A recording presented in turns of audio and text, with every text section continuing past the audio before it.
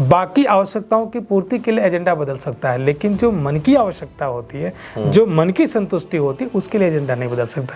फिर तो उसको प्रज्ञापराध बोध होगा कि मैं गलत कर रहा हूँ। मीडिया के इस संक्रमण काल में आप जैसे कुछ लोग हैं जिसकी वजह से लोकतंत्र है। शिवपाल जी एक अनुभवी नेता हैं, चूँकि जैसे जैसे वक्त गुजरता जाता है चीज़ें पुरानी होती जाती हैं। 2022 के चुनाव में अगर मैं जीता हूं तो उसमें बहुजन समाज पार्टी के कार्यकर्ताओं और उनके मतदाताओं का भी योगदान रहा है। तो बहुत बड़ी बात आप बता रहे हैं। एकदम मैं सच बात कर रहा हूँ, सच बात को स्वीकारने में कोई गुरेज नहीं होना चाहिए। ना आपका गठबंधन भी नहीं था 2022? मेरा गठबंधन नहीं था। मेरे खिलाफ बहुजन समाज पार्टी से बड़ा उद्योगपति चुनाव लड़ रहा था। इतनी कम विधायक निधि से, जिसमें सरकार जीएसटी अलग से काट लेती है, सरकार जीएसटी अलग से काट लेती है, तो मेरा मानना है कि या तो एकदम से ख़त्म कर दिया जाए और अगर ख़त्म नहीं करते तो बढ़ा दिया जाए।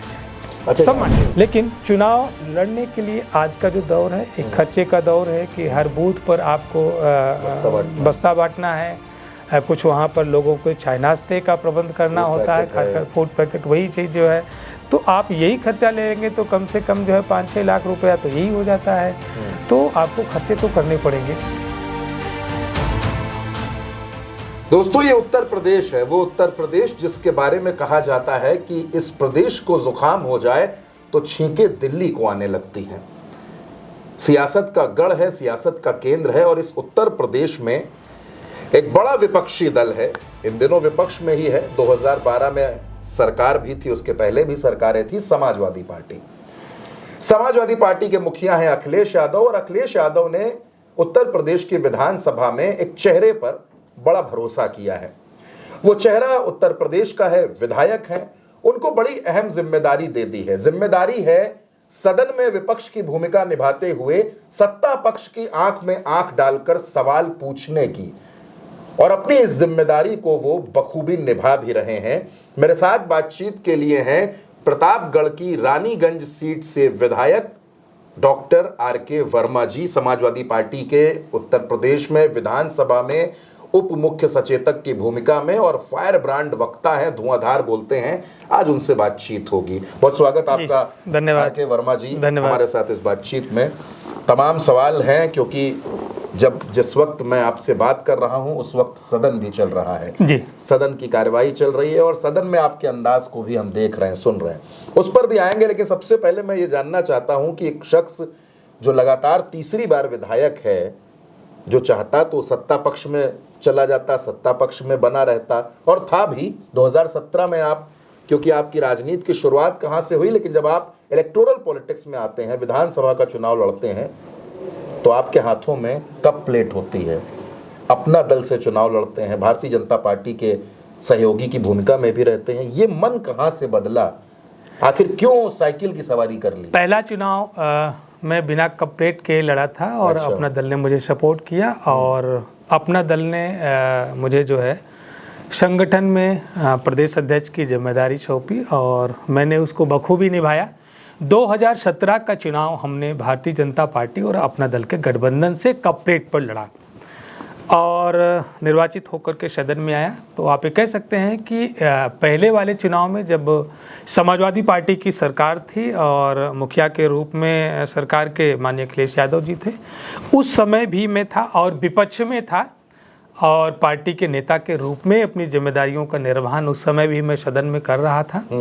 जब मुख्य विपक्षी पार्टी की भूमिका बहुजन समाज पार्टी निभा रही थी, नेता प्रतिपक्ष के रूप में माननीय स्वयं प्रसाद मौर्य जी अपनी जिम्मेदारी निभा रहे थे, तो उस समय से मैं सदन में हूँ।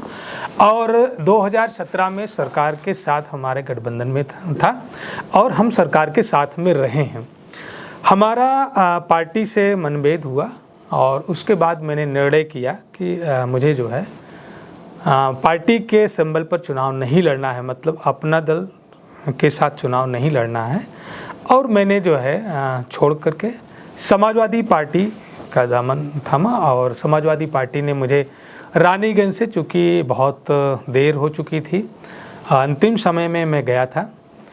यद्यपि भारतीय जनता पार्टी से भी मुझे बहुत ऑफर मिले थे कि हम लड़ाएंगे, कमल के फूल के सिंबल पर लड़ाएंगे, लेकिन मैंने ये निर्णय किया था कि भारतीय जनता पार्टी के साथ सरकार में रह कर के भी मैंने देखा था कि मुखौटा मुझे स्वीकार नहीं, जो दिल के अंदर है बात वही करनी चाहिए, और वहाँ पर मैं दिल की बात नहीं कर सकता था, मुझे मुखौटा लगाना पड़ता बहुत सारी चीज़ों को। तो मैंने ये सोचा कि नहीं, मैं डॉक्टर सोनेलाल पटेल के साथ राजनीति में मैंने शुरुआत करी थी और वो विचारधारा अभी भी है, चाहे वो सामाजिक न्याय का मुद्दा हो, खमेरों का, किसानों का, गरीबों का मुद्दा हो, तो वहाँ पर दिल खोल करके बात करने की आज़ादी, उस पर काम करने की आज़ादी। मुझे लगा कि समाजवादी पार्टी बेहतर विकल्प है और समाजवादी पार्टी में मैं गया और समाजवादी पार्टी के मुखिया ने मुझे अवसर दिया, चुनाव लड़ाया और जीत करके मैं सदन में आया।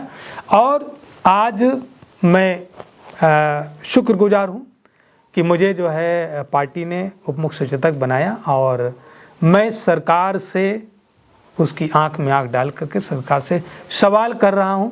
और आप सब लोग देख भी रहे होंगे कि सरकार आंख में आंख मिला करके जवाब नहीं दे रही है, आंखें चुरा रही है। ये बात आपकी ठीक है, लेकिन एक बात बताइए, अगर भाजपा में चले जाते, कमल के फूल पर रहते, सत्ता आपके हाथों में रहती, सत्ता के विधायक कहलाते और इतने आप सीनियर थे कि हो सकता है कि मंत्री भी बन जाते आप वहाँ पर। बात आपकी सही एक तरफ तो आपको लाभ ही लाभ था। एकदम बात एकदम सही है कि हमने 2022 का चुनाव अपने दम पर, अपने खर्चे पर लड़ा। भारतीय जनता पार्टी के कमल के फूल पर लड़ता तो पार्टी चुनाव लड़ाती, खर्चे भी देती और जो संभावनाएं बनती हैं वो सब भी हो भी सकती थी, नहीं भी हो सकती थी। लेकिन जहाँ तक मैंने राजनीति की शुरुआत जो करी है, मेरे परिवार में कोई भी व्यक्ति राजनीतिक नहीं। अच्छा। कोई एक ग्राम प्रधान का भी चुनाव नहीं लड़ा था।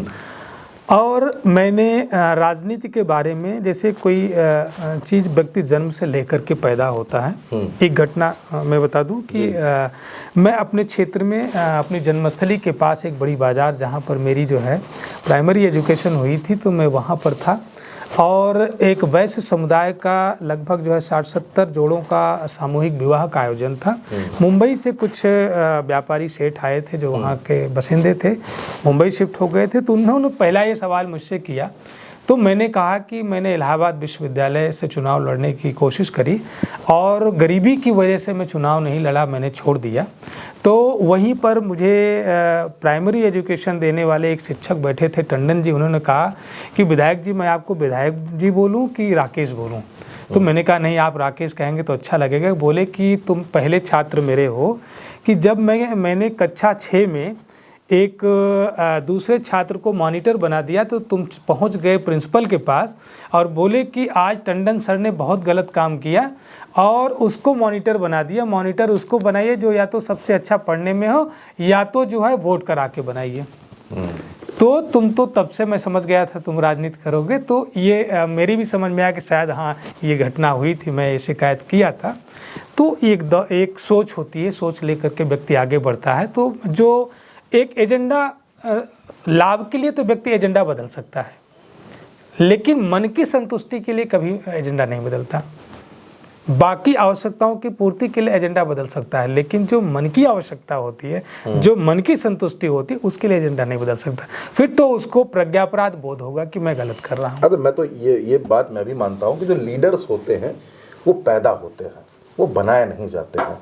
और जैसा कि आपने बताई वो घटना भी, मैं एक सवाल पर आता हूं, उसके बाद मैं सत्र की कुछ बातें करूंगा। संदीप सिंह से क्या हो गया था आपका? देखिए बड़ा झगड़ा कर लिया आपने। देखिए मैंने कोई झगड़ा नहीं किया था। सवाल ये था कि क्या शिक्षा मित्रों को जो विगत 24 वर्षों से अपनी सेवाएं दे रहे हैं, एक सहायक अध्यापक से कम सेवा नहीं देते हैं, वो भी उतना ही काम करते हैं जितना वो काम करते हैं और सरकार उनसे उनके दायित्व के अलावा भी बहुत सारे कार्य कराती है। तो मेरा सवाल था कि क्या उनका मानदेय बढ़ाने पर सरकार विचार करेगी? आज के दौर में 10,000 में उनकी जीविका कैसे चलेगी, उनके बच्चों की पढ़ाई कैसे होगी, उनके बुजुर्गों की दवाई कैसे होगी? तो सरकार का जवाब उसमें था कि नहीं, उनका मानदेय बढ़ाने की कोई योजना नहीं है। तो मैंने उसमें वो किया कि देखिए, इसके पहले जो कोर्ट ने, हमारी पार्टी ने, समाजवादी पार्टी ने उनको सहायक अध्यापक बनाया था, उनको एक अच्छी सैलरी दी थी, उनके घरों में खुशहाली लाई थी, तो आप मानदेय ही बढ़ा दो। चूंकि कोर्ट ने उनका मानदेय बढ़ाने पर कोई रोक नहीं लगाई। आप किसको कितना मानदेय दे रहे हो ये आपका विषय, आपका अधिकार बनता है। कोर्ट ने केवल टेट की बात को लेकर, शैक्षिक योग्यता की बात को लेकर के कहा था कि टेट क्वालिफाइड नहीं है तो इनको सहायक अध्यापक नहीं बनाया जाना चाहिए। आप उनके दूसरे मदों में जो है आप बढ़ा देते, दूसरे भत्ते बढ़ा देते, मानदेय बढ़ा दीजिए। तो इस पर उनका जब ये जवाब था तो मैंने कहा कि आज के दौर में आप बता दें कि आपके घर में जो कुत्ते को सुबह की सैर कराने वाला जो नौकर है उसको आप 30,000 रुपया देते हो, और वह व्यक्ति जो समाज में गुरु कहा जाता है, शिक्षक कहा जाता है, और जिसके कंधों पर नौनिहालों के भविष्य की जिम्मेदारी होती है, जो देश के कर्णधारों का निर्माण करता है, उसको आप 10,000 रुपये में बदहाल जीवन जीने के लिए मजबूर कर रहे हो। तो इस बात पर शोर शराबा उनकी तरफ से हुआ कि मैं शिक्षा मित्रों की तुलना पशु से कर रहा हूं। मंत्रियों का जवाब आपने सुना होगा। उनकी समझ पर भी मुझे तरस आता है कि मैंने बहुत स्पष्ट कहा कि माननीय मंत्री जी, आपके घर कुत्ते की सैर कराने वाला नौकर 30,000 रुपया सैलरी पाता है, और आप समाज में जो गुरु कहा जाता है, शिक्षक है, उसको आप 10,000 रुपया बढ़ाने पर आनाकानी कर रहे हो। तो बात ये हुई थी और उसमें कोई और विवाद नहीं हुआ था। अच्छा, मैं सदन के ही एक और सवाल पे आता हूँ। इसी सदन में हमने देखा कि आप लोगों ने बड़ा हंगामा कर दिया, सदन चलने नहीं दिया जब ब्रजेश पाठक ने, डिप्टी सीएम, उन्होंने टिप्पणी कर दी, और उस टिप्पणी पर आप लोग खासे नाराज हो गए। स्पीकर कहते रहे कि आप लोग बताइए इन्होंने गलत क्या कहा है। देखिए सदन नियम और परंपरा से चलता है, और सदन के भीतर कभी भी असंबद्ध बात नहीं करना चाहिए। जो विषय था आप सारे प्रश्नों को देख लेंगे। मेरा भी प्रश्न था कि गरीबों को मुफ्त दवाइयाँ, मुफ्त में ऑपरेशन के सामान क्या सरकार मुहैया कराएगी। आप देखते होंगे सरकारी अस्पतालों में गरीब मरीज जाता है तो थोड़ी सी दवाइयाँ उसको अस्पताल से दी जाती है, बाकी एक छोटी सी पर्ची पकड़ा दी जाती है। मेडिकल स्टोर पर जाकर के महंगी दवाइयाँ और महंगे ऑपरेशन के सामान खरीदने को मजबूर होता। ऐसे अन्य सदस्यों के प्रश्न थे, तो उस पर स्वास्थ्य से संबंधित उनका जवाब आना चाहिए। जो व्यक्ति इस दुनिया में नहीं है और जिसकी इतनी बड़ी उपलब्धियां हों, जिसको भारत सरकार ने पद्म विभूषण से सम्मानित किया हो, आप उस पर ऐसे प्रश्नों के जवाब में ला करके, ये तो जबरन विवाद पैदा करना है, जबरन लोगों की भावनाओं को छेड़ना है, आहत करना है। तो वो जो बाधा सदन में आई थी, वो उसको तो डिप्टी सीएम ब्रजेश पाठक ने स्वयं पैदा करी। उनकी भावना थी कि हम सदन की कार्रवाई स्थगित कराएं। वो तो हमारे सदस्यों ने फिर से कहा कि भाई उन्होंने जो श्रद्धेय नेताजी का अपमान किया है, हम उनके सम्मान में हम बोल करके और उसको कार्रवाई से हटवा दीजिए। हम लोगों ने सदन चलाने में सहयोग किया, नहीं तो हम सदन नहीं चलने देते। तो तंज भी कस रहे थे कि समाजवादी पार्टी के जिन विधायकों के क्लिनिक हैं, अस्पताल हैं, वो मुफ्त कर दें, वो ऐसा कर दे तो हम भी कर देंगे, और उसके बाद उन्होंने टिप्पणी की तो बड़ा हंगामा उसमें खैर देखने को मिला, और वो अगले दिन तक वो हंगामा चलता रहा। ये तो बात देखिए सदन की बात है, सदन चल रहा है, सवाल पूछे जाएंगे। एक कमी जो सदन में इन दिनों देखने को मिलती है, विपक्ष के लोग सवाल पूछते हैं, विपक्ष के लोग अपने सवाल रखते हैं, और सत्ता पक्ष की तरफ के जवाब भी हम सुनते हैं। हम सवाल भी सुनते हैं, जवाब भी सुनते हैं। जो जवाब आते हैं वो बड़े घुमावदार होते हैं।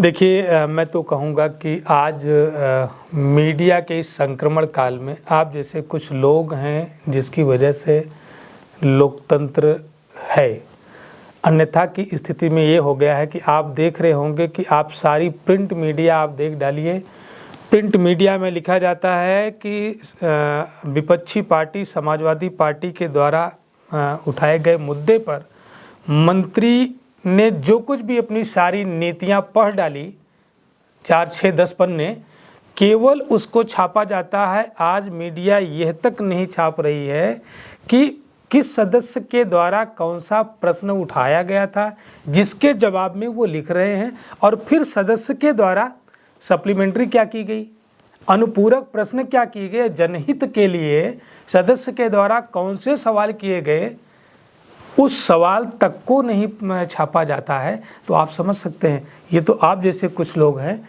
जिनकी वजह से सोशल मीडिया के जरिए चीज़ें जनता के बीच में आ जा रही हैं, लोग समझ पा रहे हैं कि कौन सी पार्टी का कौन सा नेता, कौन सा विधायक सदन के भीतर और सदन के बाहर क्या बात कर रहा है, उनकी कौन सी समस्याओं को उठा रहा है, कौन से मुद्दों को उठा रहा है, वो चाहे कह रहा है। अन्यथा की स्थिति में तो जो सरकार बोल रही केवल वही सुनाई पड़ता।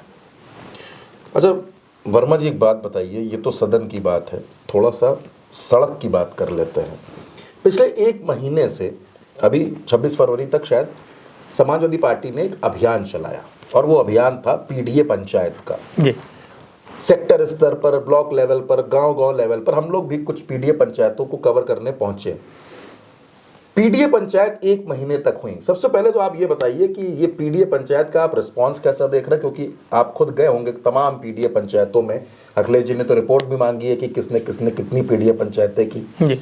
इनका रिस्पांस कैसा रहा आप लोगों के लिए? देखिए 2022 से हम लोगों ने जिस मुद्दे को लेकर के आगे बढ़े हैं, चाहे वो संविधान के मुद्दे को लेकर के, आरक्षण में हो रही विसंगतियों के मुद्दे को लेकर के, जातिवार जनगणना को लेकर के, निश्चित रूप से जो उत्तर प्रदेश का अन्य पिछड़ा जो था, जिसमें पॉलिटिकली एक्टिव जातियों को छोड़ दें, कुर्मी, यादव, मौर्य को छोड़ दें, तो जो अन्य बाकी लोधी भी कुछ एक्टिव है, गुर्जर भी कुछ एक्टिव है, इनके अलावा जितनी पिछड़ी जातियां हैं, ये सब भारतीय जनता पार्टी की ताकत बन गई थी। और उनको एक तो बड़ी कमी थी कि उनका खुद का प्रतिनिधित्व भी नहीं हो पाता था, वो इतनी कम संख्या में कि उनकी लीडरशिप डेवलप नहीं हो पाती थी, वो स्वयं चुनाव नहीं जीत पाते थे। लेकिन जब समाजवादी पार्टी के मुखिया माननीय श्री अखिलेश यादव जी ने पीडीए के नाम पर उनको जोड़ने के लिए, पीडीए में निर्देश भी है कि हमारी जो चौपालें हों वो अदर देन यादव और कुर्मी, जैसे मैं कुर्मी विधायक हूँ, मेरे क्षेत्र में या मैं कहीं चौपाल करने जा रहा हूँ तो वो पटेल समाज के अलावा हट करके पाल, प्रजापति, विश्वकर्मा, नाई के बीच में या अन्य अनुसूचित समाज के बीच में जाकर के पीडीए चौपाल लगाएं। और उसका परिणाम हमको 2024 के चुनाव में और बेहतर मिला, क्योंकि बातें जब शुरू होती हैं तो धरातल पर जाने में वक्त लगता है।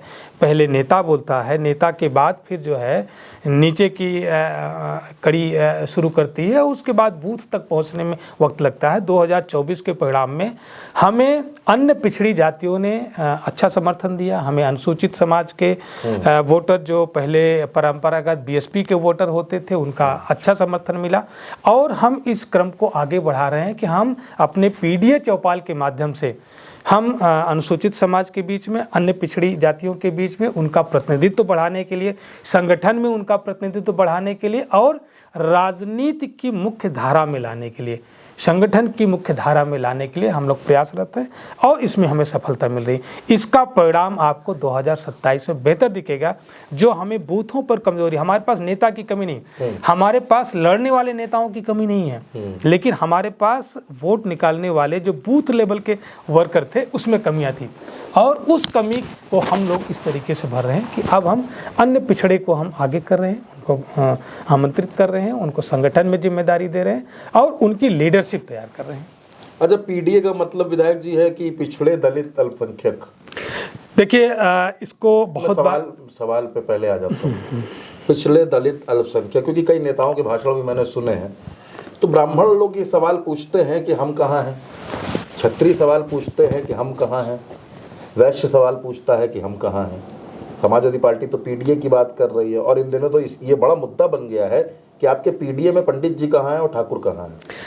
देखिए लोकतंत्र में सबसे पहले आप भारतीय जनता पार्टी के लोगों के भी बातों को आपने सुना होगा। उन्होंने क्या कहा कि हम पहले बात करते हैं समाज के अंतिम पायदान पर बैठे हुए व्यक्ति की, और वही बात दूसरी भाषा में समाजवादी पार्टी अपनी शैली में हम पीडीए की बात करते हैं कि जो पिछड़ा है, जो दलित है, अल्पसंख्यक है, और आज से वो अगड़ा है जो पिछड़ों की सहानुभूति रखता है या पिछड़े के जैसा वह भी अवसर में वंचित है या उसके साथ भी वैसा व्यवहार हुआ है, वह भी सताया गया हो, वह भी उनके लिए लड़ता हो, तो हम उसका भी स्वागत करते हैं। आगे ए में हमारा वो शामिल है, उसको राष्ट्रीय अध्यक्ष जी ने बहुत बार कहा, जिसका स्पष्टीकरण भी दिया। लेकिन शुद्ध रूप से जो अभियान है वो पिछड़ा दलित आपने एक बड़ा फ्लेक्सिबल रखा है, अल्पसंख्यक भी, महिलाएं भी, आधी आबादी भी है, आदिवासी भी है, हाँ फोकस अल्पसंख्यक पर है, क्योंकि वो भी इस समय जो है राजनीति की मुख्य धारा से कटा हुआ है, तो हमको उसको भी लाना है, हमें पिछड़े को भी पिछड़े भी लाना है। अल्पसंख्यक के मायने जो है सिख भी है, अल्पसंख्यक के मायने जो है क्रिश्चियन भी है, अल्पसंख्यक के मायने बौद्ध भी है, अल्पसंख्यक के मायने जैन भी है। अल्पसंख्यक में केवल मुस्लिम नहीं है। एक गांव की भाषा में जब आदमी बात करता है उत्तर प्रदेश, अब देखिए वो प्रचारित कर दिया गया कि अल्पसंख्यक का मतलब केवल मुस्लिम है। आपके एमवाई पर सवाल उठते हैं कि आपका जो एमवाई फैक्टर है मुस्लिम और यादव वाला, आप उसी अब तो एमवाई फैक्टर तो खत्म हो गया। वो तो भारतीय जनता पार्टी का एक षड्यंत्र था, और उस षड्यंत्र का फायदा उठा करके भारतीय जनता पार्टी ने सत्ता को हासिल किया। जो अन्य पिछड़ा समाजवादी पार्टी से दूर हुआ था, वो इसीलिए दूर हुआ था कि भारतीय जनता पार्टी ने झूठा प्रचार किया कि एसडीएम की भर्ती हुई, सारे यादव भर्ती हो गए। और जब सदन में ये मांगा जाता है माननीय मुख्यमंत्री जी से कि आप टेबल पर आप रखो ना, श्वेत पत्र जारी करो कि 2012 में, 2013 में, 2014 में कितने एसडीएम की पोस्ट थी, उसमें से कितने यादव थे। मैं तो चैलेंज कर रहा हूँ कि यादव से ज़्यादा कुर्मी थे, बताओ आप, यादव से ज़्यादा कुर्मी थे। लेकिन प्रचारित किया गया कि 56 में से 46 एसडीएम यादव, तो अन्य पिछड़े को लगा, विश्वकर्मा को लगा रे मेरा तो हिस्सा यादव जी ले गए। भारतीय जनता पार्टी ने यही समझाया, जो पॉलिटिकली एक्टिव लोग थे उन लोगों ने समझाया, भारतीय जनता पार्टी के लोगों ने, कि पाल जी को कहा कि आपका आरक्षण का फायदा यादव जी ले गए, प्रजापति जी को कहा कि आपका आरक्षण का फायदा यादव जी ले गए, कुशवाहा को कहा कि आपको आरक्षण का फायदा यादव जी ले गए। इसी तरीके से गुमराह करने का काम किया। और लोगों को एक बात ये समझ में आ गई कि शायद ऐसा हुआ जब तक उनके पास परख नहीं थी, परख नहीं पाए, और वो वोट हमसे कटा, भारतीय जनता पार्टी की ताकत बना। लेकिन वह वोट फिर से अब समाजवादी पार्टी की ओर आगे बढ़ रहा है, समाजवादी पार्टी की ताकत बन रहा है। 2022 में संख्या हमारी बढ़ी, ताकत हमारी बढ़ी, 2024 में और ताकत से आया, और 2027 में अन्य पिछड़ा और अनुसूचित समाज लगभग 80% हमारे साथ खड़ा मिलेगा। मतलब पीडीए आपको लगता है कि कारगर है? कारगर, नो डाउट। दूसरा भी आपने कहा कि समाजवादी पार्टी के पास कार्यकर्ताओं की कोई कमी नहीं है, लेकिन पिछले वक्त को हम जब देखते हैं 2017 के बाद से, आपको नहीं लगता कि सड़क पर समाजवादी पार्टी कमजोर हो गई है? जो एक दौर था समाजवादी पार्टी का, जब समाजवादी पार्टी विपक्ष में रहती थी, आपने भी देखा होगा क्योंकि आप तो दूसरे दल में भी रहे हैं, तो समाजवादी पार्टी कहा जाता था ईंट से ईंट बजा देती है, कार्यकर्ता सड़क पर उतर जाते हैं, प्रदर्शन करते हैं, धरना देते हैं, लाठी खाने में पीछे नहीं है। तो क्या उसमें आप कमी देख रहे हैं? नहीं, देखिए उसमें कमी नहीं। आज भी हमारी पार्टी का प्रदर्शन जिला मुख्यालयों पर लगभग जो भी मुद्दे होते हैं वो होता रहता है, और हम किसी चीज़ से डरने वाले लोग नहीं हैं। हमारे कार्यकर्ता, हमारे नेता, वो धार थोड़ी सी कमज़ोर पड़ी है। देखिए हाँ, ये है कि अभी जैसे राजनीति में आगे बढ़ने का, जैसे चुनाव एक युद्ध कला की तरीके से लड़ा जाता है। 2027 में चुनाव है, उसके हर एक फेज बनाए जाते हैं कि किस फेज में हमें क्या करना है, क्या मैसेज देना है। तो जब वो फेज आएगा, हमारा कार्यकर्ता तो अभी से कह रहा है कि हमें जेल भरो आंदोलन ही करा दीजिए, हम हर एक मुद्दे पर हम जेल भर देंगे। हमारा कार्यकर्ता पूरी तरह से एनर्जेटिक है, नेता तैयार है, लेकिन उसकी अलग नहीं, बिल्कुल नहीं।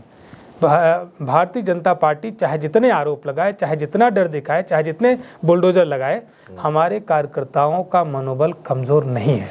वो लड़ने के लिए एकदम तैयार हैं, और लड़ेंगे और जीतेंगे। 2027 समाजवादी पार्टी का होगा। अच्छा, 3 मुद्दे आप बता दीजिए बड़े बड़े, जिन मुद्दों पर आप 27 का चुनाव लड़ने। देखिए, हम मुद्दे नहीं बदलते।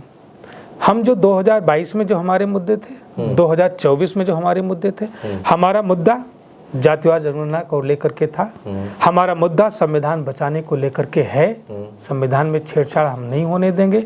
हमारा मुद्दा आरक्षण, जो हमारी जो नियमावली है उसका सही अनुपालन हो, आरक्षण विसंगतियां हमारा मुद्दा था पहले और आज भी है। सामाजिक न्याय को लेकर के हम प्रतिबद्ध हैं और रहेंगे। हमारे मुद्दे में कोई बदलाव नहीं है। हम अपने पुराने मुद्दों के साथ ही चल रहे हैं। एक मुद्दा आपका था आवारा पशु वाला, अन्ना जानवर देखिए वाला मुद्दा है। वो सरकार मुद्दा कह रही है, सदन में आप भी थे, सदन में थे, खन्ना जी कह रहे थे कि हमने आपकी समस्या दूर कर दी, 2000 करोड़ रुपया दे दिया। अब उन्होंने बजट दिया है और देखिए आवारा पशुओं से इतनी जनहानि हो रही थी। आप किसी भी हाईवे जो एक्सप्रेसवे नहीं है जिस पर पशु चढ़ जाते थे, आप जा कर के शाम को देखें तो बड़े पैमाने पर पशुओं से दुर्घटनाएं होती थी, किसानों की फसलें जो है नष्ट होती थी और कुछ पशुओं का स्वभाव भी आक्रामक होता था कि आप खड़े होकर सब्जी भी खरीद रहे हो तो आकर के सीधे हमलावर हो जाते थे। तो बड़ा नुकसान हो रहा था, लेकिन सरकार इसको गंभीरता से नहीं ले रही थी। और इस बार अगर सरकार ने बजट व्यवस्था किया है तो बजट वो भ्रष्टाचार की भेंट न चढ़ जाए, हम इस पर नज़र रखें। उसका व्यवहार कितना होता है हम इस पर देखेंगे।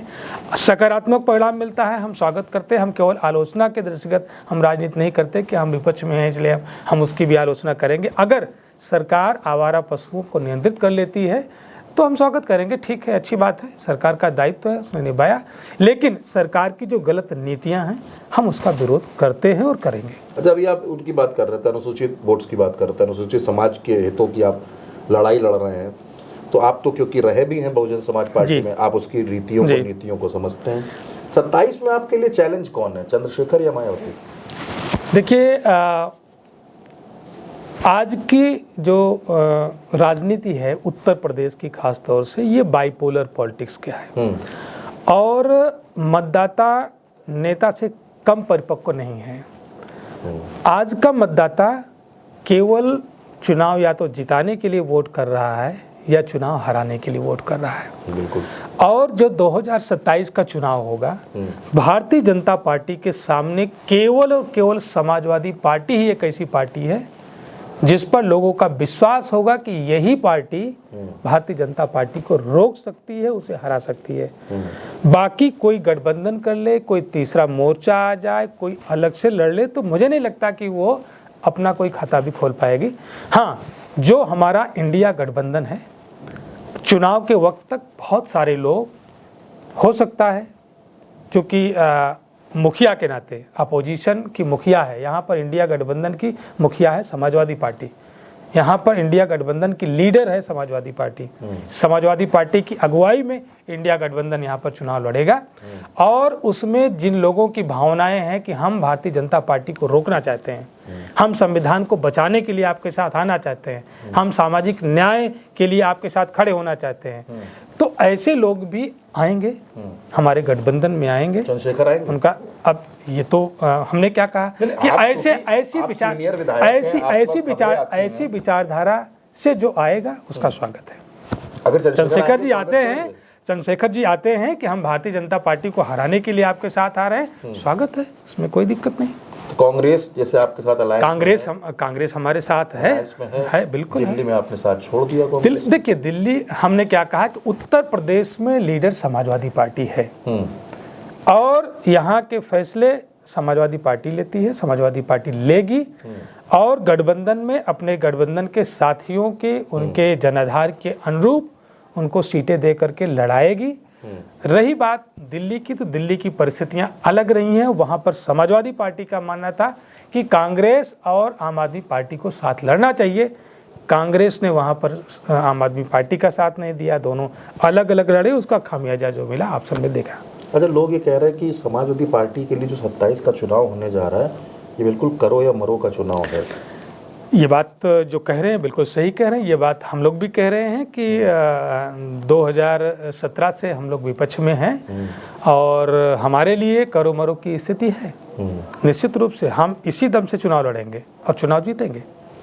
नहीं तो अभी जो आप लोग जिस तरीके से रणनीतियां बना रहे हैं, काम कर रहे हैं, जैसे आपने पीडीए का जिक्र किया कि पीडीए का मुद्दा बड़ा है, तो पीडीए ही चुनाव जिता देगा या बाकी भी कोई आप लोगों ने तैयारियां की हैं? हालांकि आप कहेंगे कि हम फेज वाइज खोलेंगे, लेकिन फिर भी आप कुछ तो नहीं देखिए सरकार की जो गलत नीतियां हैं, सरकार की गलत नीतियां ही सरकार से पर्दा उठाएंगी। और आम जनता, देखिए आज की तारीख में देखें जिस तरीके से बिजली के आम उपभोक्ताओं का शोषण हो रहा है, सरकार बिजली का निजीकरण करने जा रही है, सरकार के पावर कारपोरेशन पर इतना बड़ा कर्जा हो गया है, सरकार ने उसको नजरअंदाज करने का काम किया। सरकार को अपने आईएएस पर भरोसा नहीं, अपने इंजीनियर पर भरोसा नहीं, निजी कंपनियों को देने जा रही है। तो निजी कंपनियों पर जो भरोसा कर रहे हैं तो उससे क्या होगा, बिजली की दरें बढ़ेंगी, जो आज शोषण जितना हो रहा 2 गुना और बढ़ जाएगा।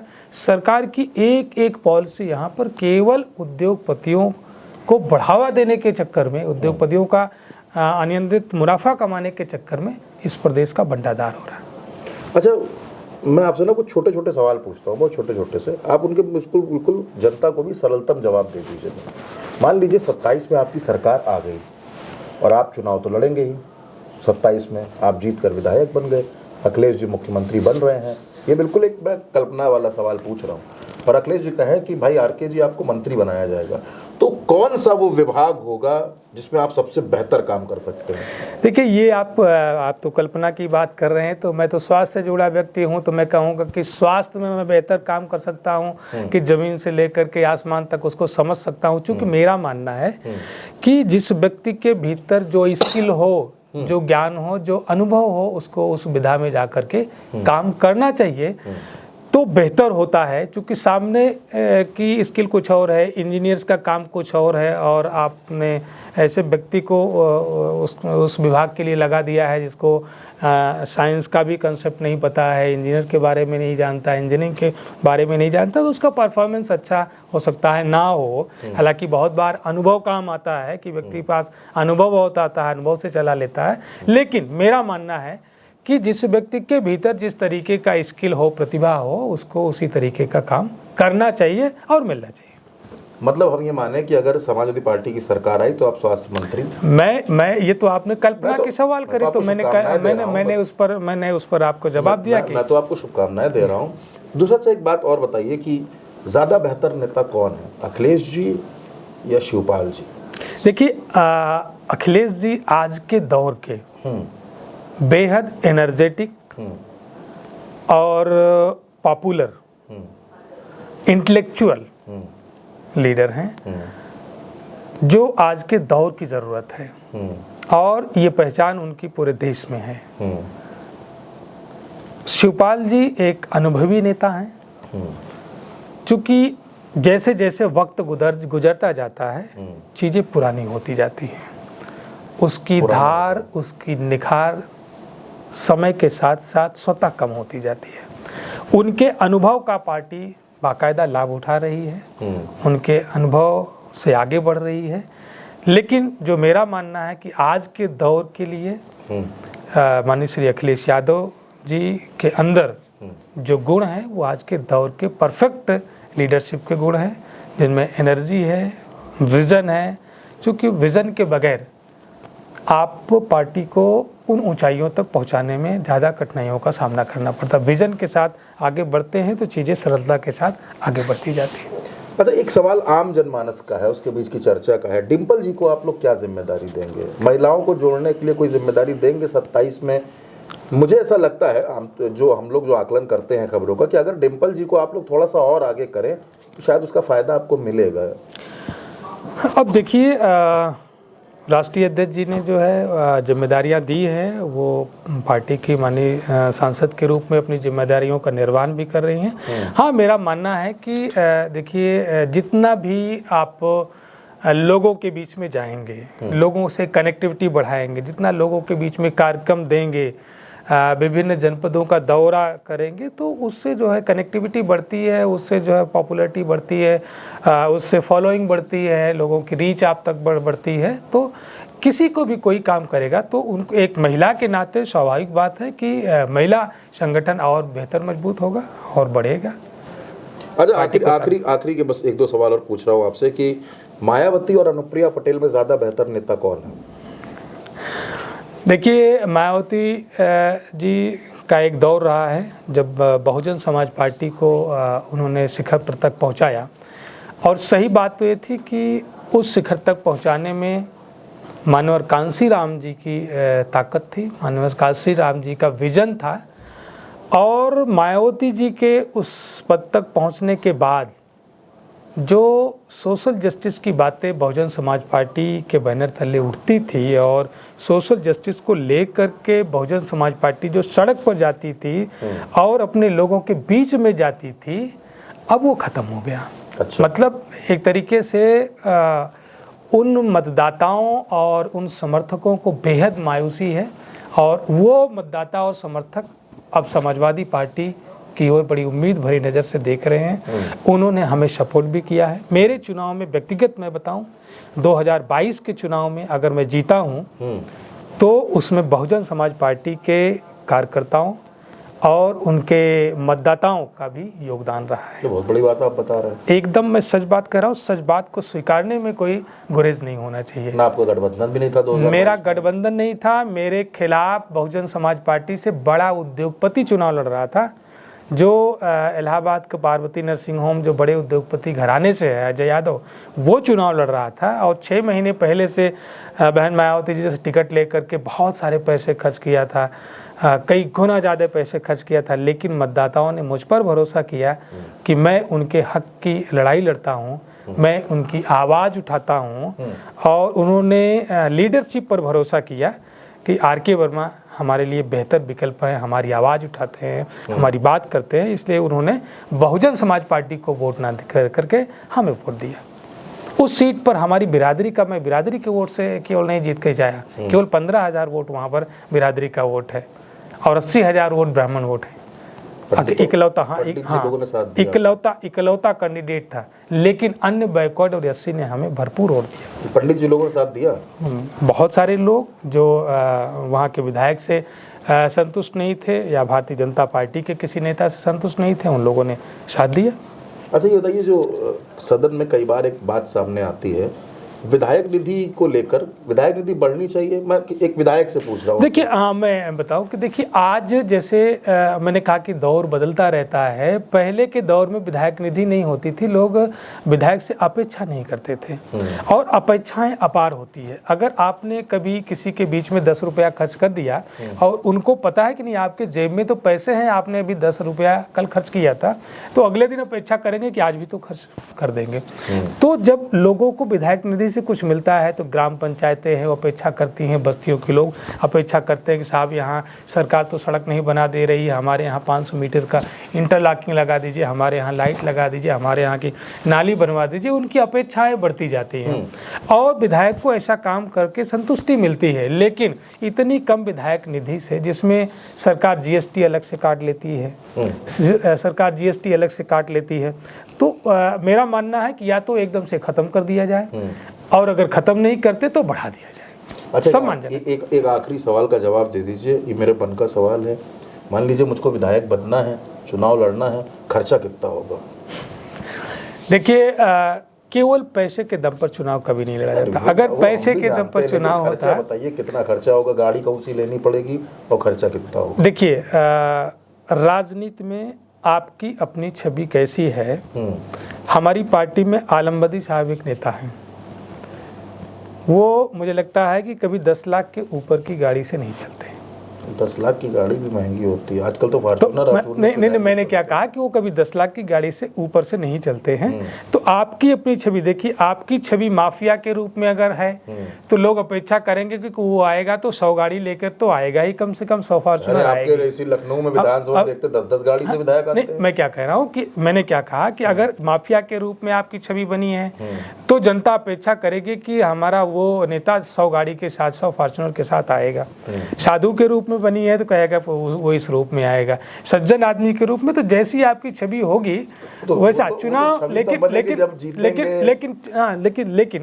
लेकिन चुनाव लड़ने के लिए आज का जो दौर है, एक खर्चे का दौर है कि हर बूथ पर आपको बस्ता बांटना है, कुछ वहाँ पर लोगों को चाय नाश्ते का प्रबंध करना होता है, फूड पैकेट, वही चीज़ जो है। तो आप यही खर्चा लेंगे तो कम से कम जो है 5-6 लाख रुपया तो यही हो जाता है। तो आपको खर्चे तो करने पड़ेंगे। लेकिन सरकार ने अगर 36 लाख रुपया रखा है तो कुछ सोच समझ करके रखा है। तो 15-36 लाख रुपए कम से कम चाहिए। तो दोस्तों ये हमारे साथ आर.के. वर्मा जी हैं, तीसरी बार के विधायक, समाजवादी पार्टी के बड़े नेता हैं। तमाम मुद्दों पर इनसे बातचीत हुई और बड़े दमदारी से और बड़े विश्वास के साथ ये बात कह रहे हैं कि 2027 में सपा का परचम लहराएगा और अखिलेश यादव उत्तर प्रदेश के मुख्यमंत्री बनेंगे। तो दोस्तों फिलहाल तो इंतजार कीजिए, 27 के चुनाव में अभी वक्त है, उसके पहले गांव गलियारों में प्रधानी और जिला पंचायत की भी धूम मचेगी। तो आर.के. वर्मा जी से हमने तमाम मुद्दों पर बातचीत की। ऐसे ही तमाम इंटरव्यूज, तमाम पॉडकास्ट भारत एक सोच पर लगातार आपको देखने के लिए मिलते रहेंगे। आप चैनल को सब्सक्राइब करिएगा। ये वीडियो पसंद आए तो इसको अपने लोगों से शेयर करिएगा और ये बताइएगा कि आर.के. वर्मा जी के साथ बातचीत आपको कैसे लगी। बहुत बहुत धन्यवाद। आपका भी बहुत बहुत शुक्रिया, बहुत बहुत धन्यवाद। आपको भी धन्यवाद। नमस्कार।